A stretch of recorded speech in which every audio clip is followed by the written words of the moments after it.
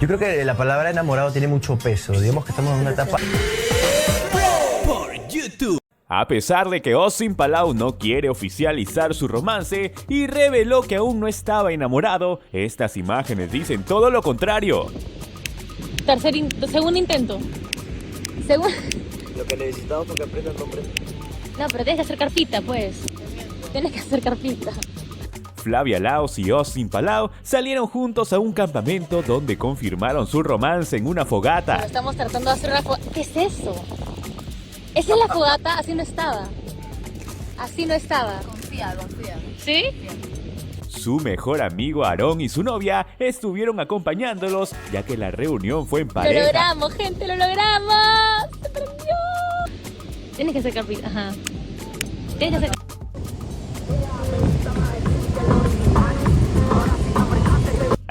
Flavia y Osin no dejaban de verse y tener esa complicidad que alegra a sus fanáticos.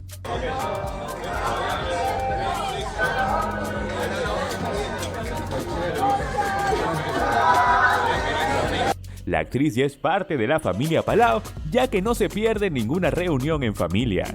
Ale, te queda bien, ¿ah? Te queda bien.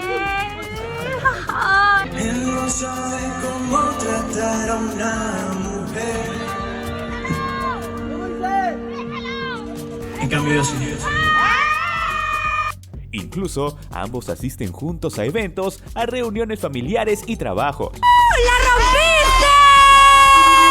No hay duda de que Flavia Laos y Osin Palau están juntos y no tienen la intención de esconder su romance. Te falta un poco más ahí.